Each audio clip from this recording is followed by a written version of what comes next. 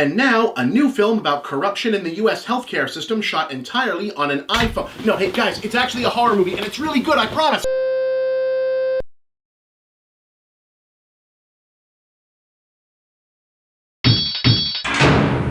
Steven Soderbergh is a really good filmmaker who at this point has nothing to prove yet still keeps trying to find things to prove. His restless experimentalism feels of a kind to Robert Rodriguez, except Soderbergh actually seems slightly more invested in his own finished product beyond the experimentation itself. Here, the experiment is shooting an entire movie on an iPhone, but whereas that's technically been done a few times before, it's usually used in tandem with a style or genre that lends itself to the stark handheld naturalism you get from that kind of digital photography. With UNSANE, Soderbergh opts to shoot something a little more traditional. A tense, character-driven, psychological thriller in the Hitchcockian mold set almost entirely in a corrupt small-town psychiatric hospital. Although Hitchcockian is actually perhaps investing a bit too much of an air of unnecessary sophistication to the proceedings. As the deliberately nonsensical title indicates, UNSANE hails very much from the B-movie sensibility. Not in the sense of gore, schlock, or cheesy twists, it's more of a 70s B-movie, the type of thrillers made by Hitchcock inheritors like Dario Argento and particularly Brian De Palma. A lean, nasty, no-frills, low-budget thriller with a lurid plot that jumps off from ripped from the headlines real events, because gritty drive-in exploitation movies is what we used to do with those before Law & Order, Chicago PD, NCIS, CSI, Criminal Minds. Man, there's a lot of those. Anyway, the idea is that Claire Foy is a young woman who's relocated to a new town to restart after an incident with a disturbed stalker who, after one quick session with the wrong therapist, finds herself unwittingly imprisoned in a sleazy for-profit mental hospital that's running a disturbingly somewhat common scam whereby they find excuses to commit people on shaky self-harm suspicions in order to collect however many weeks worth of insurance payouts are available on their health plan.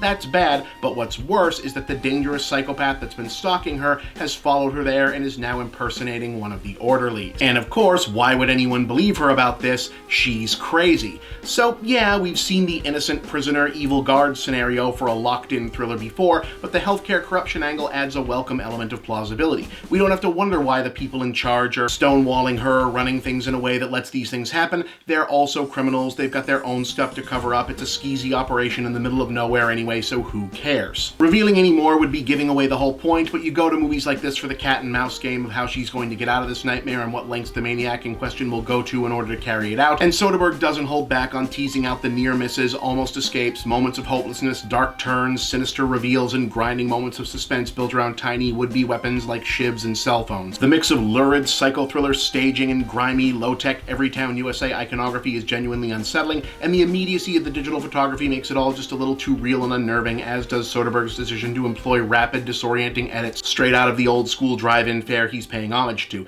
Hell, it's so authentic to the form, for a little bit there in Act 3, it even feels like it might have gone on for about 10 minutes and 2 fake-outs too long, even though eventually you see what it's up to. But it's not only a stylish genre exercise with one topical hook for a director to play around in. It's also a character-driven drama stocked with memorable performances. Former SNL player Jay Farrow does a terrific supporting turn, Amy Irving turns up as Foy's mother, Joshua Leonard, who every time he shows up I feel like people just haven't seen in anything since the Blair Witch Project, is the bad guy and he does a really good job, but this is Claire Foy's show and she does a really good job herself. It's a tough part because even though she's the hero, a lot of the plot and circumstance and overall point it's trying to make requires her to not really be the greatest or most sympathetic person and not only make not the smartest decisions but also do things we might not think that we would do in desperate situations but we might very well do. And again, part of the point this is trying to get across is that you can be an imperfect person and still not deserve to be locked up and or stalked, and she gets a terrific scene confronting the stalker not only about the violence but about how pathetic and delusional the impulses behind his obsession are. That's just really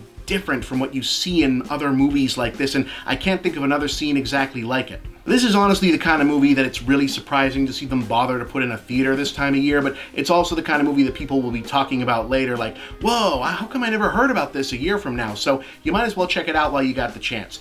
3 stars, very much recommended.